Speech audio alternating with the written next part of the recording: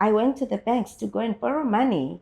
It was a week between Christmas and New Year in That 2004. must be a tough time to get a Oh, it loan. was so tough. It was so tough. I get to the banks and I'm told the decision makers are away on holiday. I remember this one financial institution said, "Oh, our decision makers are in the Bahamas." And I'm thinking, I need this money now because I need to execute this contract now. So where do I get this money from? Hello, everyone. Live from Nomad Capitalist here in Kuala Lumpur, Malaysia. I am joined by the lovely Sibongile Sambo, and we're going to discuss entrepreneurship. We're going to discuss love for entrepreneurship. We're going to discuss the love for the free market and how perseverance and patience pays off. She is a wonderful entrepreneur. She has graced us with her presence here today, and we are going to dive into some very interesting questions. We're going to see what entrepreneurship looks like in Africa. What does it look like for women, especially in that part of the world? And we're going to be discussing some very interesting topics just for you. So, hello, welcome to Kuala Lumpur, Malaysia. Thank you. How are you? Very, very good. I'm happy to be here. Happy to be here with you. Happy to be here in this wonderful event. How have you found Kuala Lumpur, Malaysia so far? Yes, it's my first time here. It's beautiful, I must say. A bit humid, but it's the weather that we used to, especially from Durban side of South Africa. It's quite humid, but I'm loving it here. I'm loving the people. The city is clean. Uh, and using Grab everywhere. I've been using Uber. I'm used to Uber, but when I came here, I had to download. Yeah, so of course, there's entrepreneurship there. So we need to support other entrepreneurs. That is right. Have you found KL, so Kuala Lumpur, to be a very entrepreneurial city? Would you say you've seen a lot of people with an entrepreneurial attitude? Of course, yeah, yes. Taking from the Hotel Hilton, from the guys from the door, very entrepreneurial because the business, the first person that the people see is the one who opens the door for them. So those guys are entrepreneurial because they understand that they need to be friendly, they need to be helpful, they need to have information to be able to give to their guests. So that for me is entrepreneurship right there. I love it. So entrepreneurship from the smallest scale to the largest scale. And what about big business? Have you noticed a lot of big entrepreneurship here around? Yes, from the discussions we've been having here at the conference, looking at having multiple passports with business opportunities, of course, here at KL. Now I'm used to it, Kuala Lumpur, It's KL. a sexy way of saying I KL. know. Yes, but generally, I've looked up, opportunities around this area, and I must say that it's impressive to say that it's an area that one would definitely consider, as an option for business opportunities. Right. That's very good. And talking about big names, you were one of those big names today. You were on a panel here at Nomad Capitalist Live, and you shared a bit of your thoughts on entrepreneurship and on being a woman entrepreneur. So for those of you who don't know you back home, right, you're in the aviation business. You started off there in South Africa because you are also obviously South African, and you wanted to really make a difference in that market. As a woman, as a fresh entrepreneur, can you tell us a bit about your story, introduce yourself? How did you become this female entrepreneur icon of Africa in the aviation business? Yes, thank you for the question. It's a good question. I started my business 20 years ago. I know I look young. I started 20 years ago, and we were encouraged to start our own businesses post the 1994 freedom in South Africa. The history with apartheid. And so, as the state president at that time, encouraged everyone to look at business opportunities and not only career opportunities working for somebody else. And I thought, it's important for me to search what lies within me, deep within myself, that I really like, that I would like to explore as a business opportunity.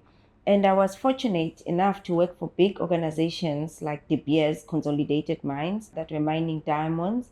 And I happened to fly in their private jets to other, regions like Botswana, Namibia, Oraniumund, everywhere. We used to fly in the private jets. So I saw an opportunity there, that one can start a business that doesn't compete with our national airline. However, the aeroplane specifically, it's something that I've loved as a kid. It's something that I used to stop whatever I was doing, just wave at an aeroplane that is flying by. Our home is in Bushbuckridge, Mpumalanga in South Africa, which is not far from Hoedspruit. And in Hoedspruit, there's a big Air Force base and a commercial airport in Hoedspruit. So they would be flying low either to land or as they were taking off. So it was easy to see and spot the aeroplanes. I gained a love for aeroplanes at that time. When my mom took me to boarding school in Durban, which is a different province from where I grew up, I used to force her to, put me on an aircraft once a year, promising that if she doesn't, I will fail my year. That was the highlight of the year. Yes. So that opportunity to fly, because it's a small town, flying to Nelspruit, it was those small single pilot aeroplanes. And it was long before the 9/11 issue. So it was easy to get into the cockpit, sit with the pilot, and enjoy less flying. more flexible. Yes. So at that time, that actually increased the love of aeroplanes. So when we're encouraged to start businesses, for me it was a no-brainer. Aviation and aerospace was an area for me to go.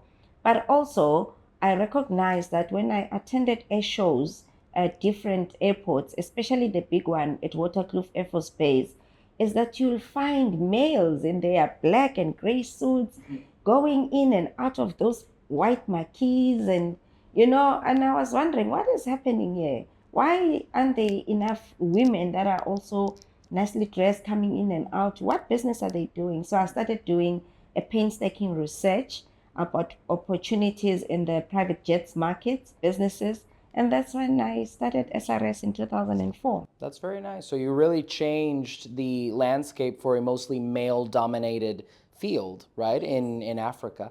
And what I really find interesting for those of you watching at home is that, Nomad Capitalist Live has basically a concept this year, which is love.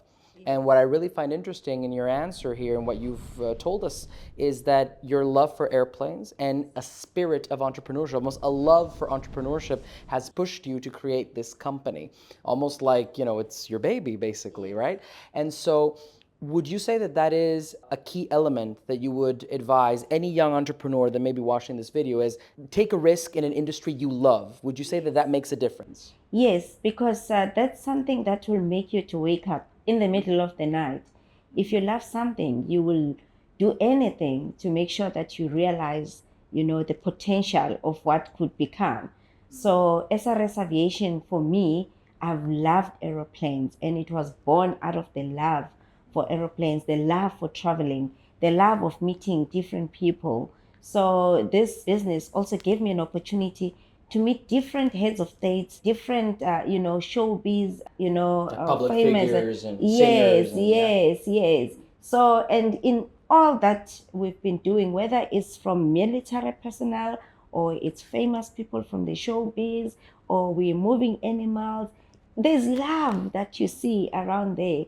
Even when we relocate animals from one park to another, there's love that you can see evidently that these animals are moved from this one park so that they don't confine themselves in a small space, so that they can be free somewhere else and and be happy. So for me, love for aeroplanes, love for people, love for traveling, has been an underpinning situation for me to start the business. I would say it's a family-owned business because my brother was a teacher, teaching in a school for children that have got less abilities or special confined abilities, special children. And my sister was in London. When I told them about this idea and starting this business, both of them were like, we are available to make you realize this dream. And did your sister, who was in London, did she come back to South Africa? She came back to South Africa, and I still work with her even today. And she lives with you in South Africa? She lives, she's got her own place, but she lives in South Africa, yes. And my brother is now a pilot. He flies both the fixed wing aircrafts, and he also flies, the big Seeker, drones for Denel now. So almost like Yes. three musketeer brothers.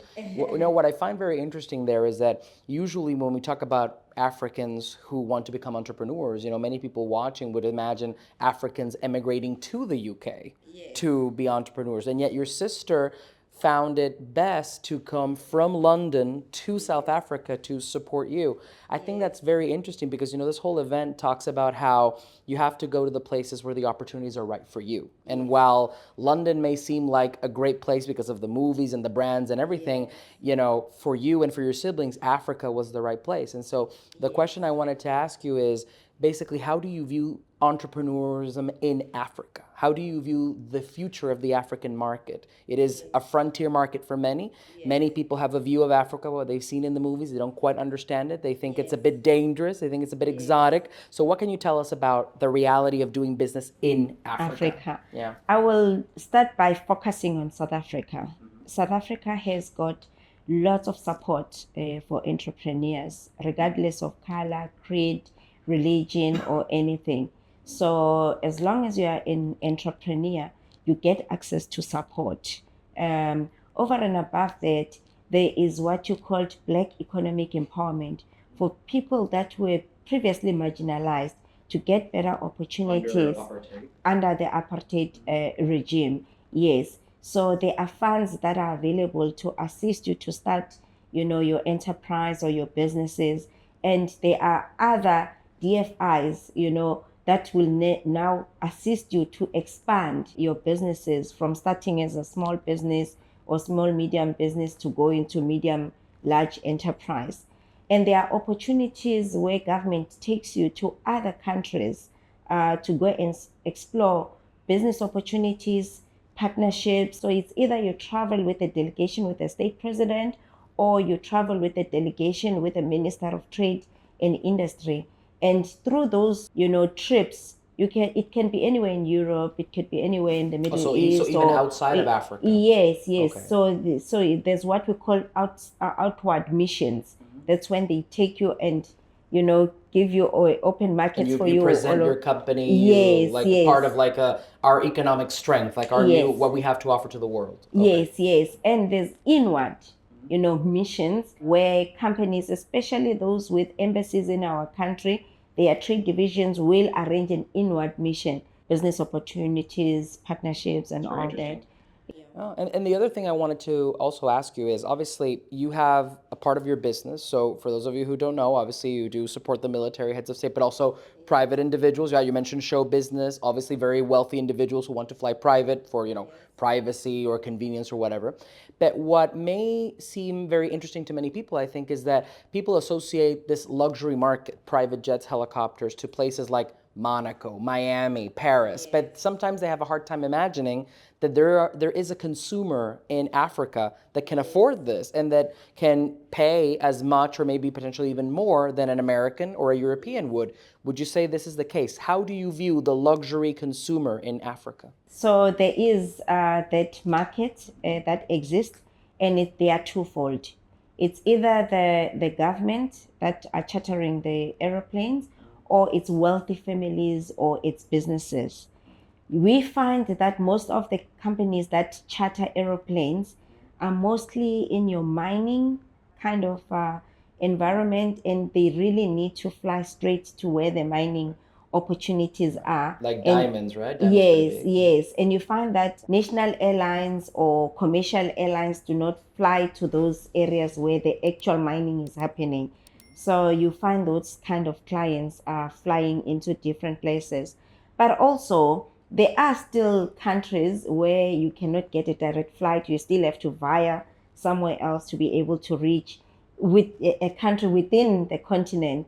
So that increases the potential and the business opportunity in the private market. It's not always luxurious or glam to be able to get in a private jet and travel to those places, but it's a need that exists. It's something that will increase the profitability of an organization if the head of the organization can be in 2 or 3 different regions on the same day or within few days. It increases their productivity. Or sometimes we don't only move passengers, we also move cargo.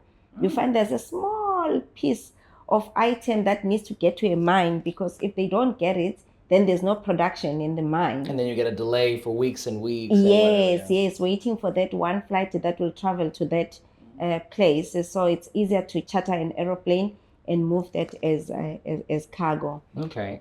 And so would you say that as airlines, commercial airlines, continue to expand in Africa, does that pose a risk to your business model, for example? Or would you say that these are just two business models that coexist for different customers? Yeah, they coexist for different customers. There are those who are really used to private jet market that wouldn't even consider going to a first class, of an airline. Once you go private, you don't want first class anymore, right? It's completely different. It's completely different, and it's a niche market. And the private jets market is not about the numbers; it's about the quality of service that we offer. It's about increasing productivity for organizations. It's also about speed, flexibility. You want to sit in a conference and not worry that my flight is taking off in the next 2 hours. You should be the one who's calling and saying, I'll be ready to leave in the next 2 or 3 hours. The plane waits for me. I don't have to wait for the plane, essentially. Yes. Okay. Indeed, yes. And which would you say, obviously, your native market is South Africa. South Africa is one of the most developed markets in Africa. But are there any places that you would say you would usually, people in the West don't know about or are scared and are actually pretty good markets for you? Is there a hidden gem in Africa that you would say, listen, nobody wants to be here. This is a fantastic country, but people just don't know about it, and people charter jets in and out all the time? Yes. The DRC, Democratic Republic of Congo. Kinshasa is the capital there. Kinshasa is the capital, yes. The lots of chartering that happens there purely because of the mines. I know in the newspapers or on TV, they always talk about all the war that is happening in the area. But you don't just jump off the plane and you are faced with guns and all that. No. That's good. You should emphasize that more. So if you go to the Congo, people, you will not be met with guns in your face or you get off the plane. Okay. Yes, there's lots of growth. There are business opportunities. They are rebuilding the country. There are snippets of some wars here and there, especially when you go to Goma side. But also there's peacekeeping missions that are happening. I know that South Africa, for example, we support those missions for our government, where they assist with peacekeeping missions in regions that are unstable, like Sudan and other areas, and Mozambique. So my company is heavily involved in supporting those operations. We supply fuel to the aircrafts that fly in and out of those regions. We support the entire South African Air Force fleet wherever they go in the world. We are the ones who talk to different FBOs, organizing ground transport for our passengers and for our crew, accommodation, I imagine jet humanitarian fuel. workers and all of this as well. Yes. So I mean, your company also technically assists in alleviating a lot of the areas that might be hit with natural disasters as well, I presume, Yes. not just man-made, but things like that. Now, the interesting thing is, I want to focus really on the segment of your private clients, because I mean, governments, I guess, governments will always do their thing. But what I'm interested is you were talking about before we went on about business people flying to places like Kinshasa.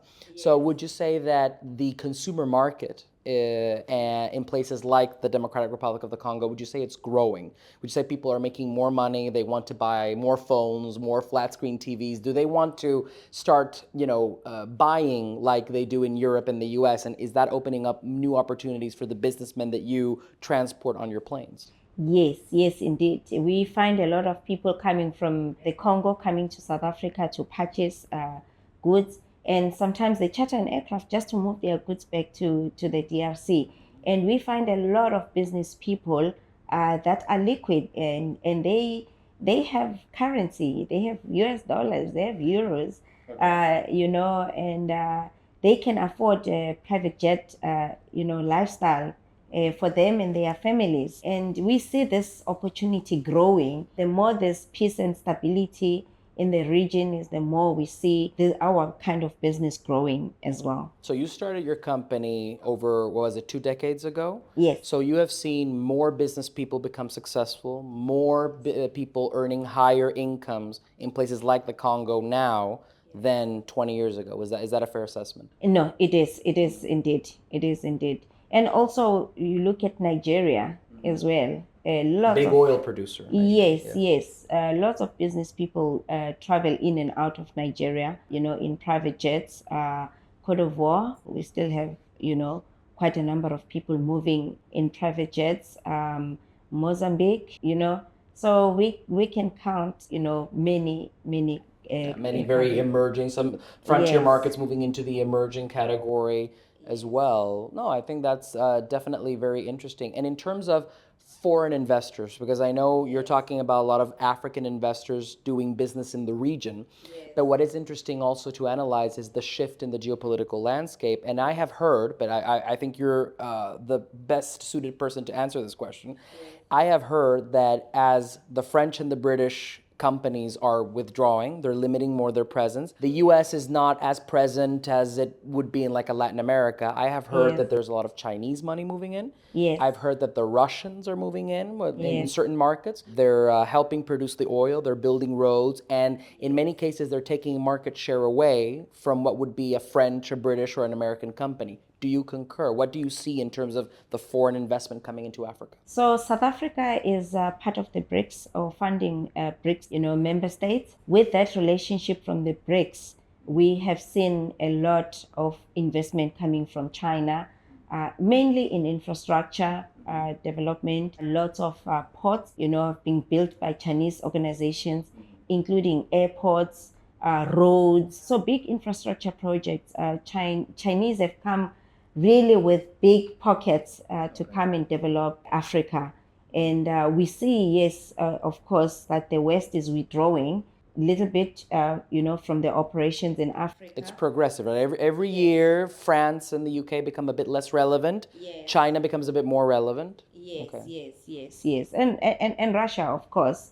I know that currently they are faced with a lot that is happening between Russia and Ukraine, but we still see some activity, from them as part of the BRICS, nation. They're very big on the oil and gas sector. I know that they have a lot of technology that they export, to many emerging countries.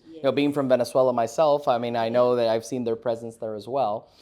And so do you believe, and because you've worked with many delegations and trade shows and heads of state, that this geopolitical shift, if it continues in its current trend, do you think that in a coming geopolitical new world order and a multipolar order, Africa would be more aligned, with its exceptions, I assume, but generally speaking, more aligned with the BRICS nations overall than with Europe and the United States? Yes, definitely. They'll be more aligned with the BRICS nations.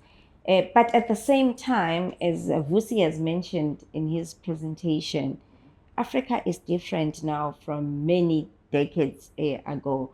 People in Africa are hungry to be able to beneficiate what they own, the resources they own. Your oil, your gold, your diamonds. Yes. We want to see a lot of entrepreneurship, booming out of that, where people beneficiate their own diamonds, beneficiate their own gold, beneficiate whatever mineral resources that we have in the continent, because Africa is a very rich continent. And people in Africa are educated. Some have gone abroad to go and get their education and are willing to come back and assist in the development of the continent. But yes, at the same time, BRICS is there. We've got India, we've got China, we've got Brazil, that is interested as well in being part of this new Africa that is growing right now without or with little, participation from the West. Very interesting indeed. And another thing that I find fascinating about Africa is that it is a very young place. We were talking earlier on Nomad Capitalist Live about the demographic cliff that many West countries are facing, because let's face it, people in Europe, people in the United States and Canada, they are not having kids. And that is a problem because you have an aging population. You've got people who are 50, 60 years old, and there's nobody to replace them. And as, time passes, the baby boomers are retiring. But the one place where you see a lot of young people, where you see average ages of 18, 20, 21, 15, I think I saw one country 15, the place is Africa. Now, even Latin America, where I'm from, is not as young as Africa. So would you say that the fact that Africa is now the youth of the world, essentially. Do you think that that's going to further empower Africa in what remains of the 21st century? Yes, of course. So one of the presenters this afternoon presented a map that had some yellow and green. And when you looked at the African Portion of map, the map, yeah. yes, it was actually yellow and green. And he mentioned that this is where you find the young population. And this means there will be development, there will be growth for many, many decades to come. So you find that with young people, there's more innovation, there's entrepreneurship going on. There is, we talk about the new technologies. Those young people are willing to explore any possibilities. You look at the drone technology, you look at, telecommunications, technologies, you look even at the fintech technologies. And those young people in Africa are hungry to actually go for it and make something and develop it. What is a little bit of a constraint is the financial capacity to be able to propel them further. And that's where the partnership comes in. And that's where you have China, Russia, all of this? Or would you say the partnership with the local governments? Partnership with the local government, partnership with investors from anywhere in the world, not only BRICS countries, but Occasionally investors. the West. Yes, Okay. whoever has an appetite to get into the African continent with proper, legal partnership drawn and healthy partnership going As on equal partners. as equal partners. There is so much that one can gain from Africa. Those young people are eager and hungry to make the business environment work for them. That's very interesting. And you touched upon a very interesting point, which is financing. So obviously, if you are in the United States, if you are, I guess Europe, not so much, but especially if you're in the US, you've got private equity, you've got Wall Street, you've got all this infrastructure. You go to the bank and you can get anything from a credit card to a multi-million-dollar loan if you qualify. But being from Latin America myself, I know access to capital in places outside the US and Europe is not so easy. So for example, when you started your business, how did you solve that problem? How does an African entrepreneur who is also a woman in a male-dominated field, how do you secure that financing in a market that is not known for being developed? Like, do you go to private financing? Is this where the government comes in? I mean, how do you do this in Africa? That's a very interesting question. I smile and I marvel at the journey that has taken me 20 years to where I am today. So when I started 20 years ago, I was 28 years old, right? I was young. And I had no experience at all in aviation. I had no collateral at all. I was just a human resources practitioner. I had been practicing for 7 years in human resources. So when I got the first contract with government for peacekeeping missions, I went to the banks to go and borrow money. It was a week between Christmas and New Year in 2004. That must be a tough time to get a loan. It was so tough. It was so tough. I get to the banks and I'm told the decision makers are away on holiday. I remember this one financial institution said, "Oh, our decision makers are in the Bahamas." And I'm thinking, I need this money now because I need to execute this contract now. So where do I get this money from? So as a child, I've been that one child that always respond when my mom, something so minute, like when my mom is calling, "Who's there in the kitchen? Give me this." I will always be the first one to jump and go. Others will ignore and look there. And you always want to rush into action. It has always been me. And that I didn't realize that as I grew up and wanting my parents to also support me in my ideas and in things that I wanted to do, that level of trust and being able to be available to serve somebody else paid off, because when I worked in the 7 years, I supported my siblings. I helped my parents with school fees, to pay for school fees. I worked when I was at university. I worked during the day and I went to classes at night with old people who are working during the day. Okay. So, and I assisted my family. So when I wanted to leave HR, my parents were not happy with that. They tried to keep me, to work and say, You must have stable income. You're going to have a pension fund. Don't when take you the risk. retire one day. Yes, because also I've been helping them. So when I left the employment, I didn't tell them. It was in October, when I finally submitted my resignation. I was at home exploring this opportunity. But in December, I had to let the kettle out and, tell my parents that I have resigned, but here's an opportunity. I showed them the letter of acceptance and a deal that I needed to do at that particular time, which was over R1,000,000. And that's where you were going to the bank. Yes. So the banks didn't assist me. They checked me. It's the wrong timing. I don't have experience in aviation. I don't have collateral. I'm young. I'm a woman, and they just couldn't put the two together. Aviation what did you do? and me, So I had to call my mom, who had retired in South Africa and working in England as a nurse, caregiving, after she retired. So I told her, this is the situation. The following day, she flew back home to come and release the pension money. She asked her sister as well, who had already retired, was a year older than her, to also release her pension money. I sold the BMW I had at that time.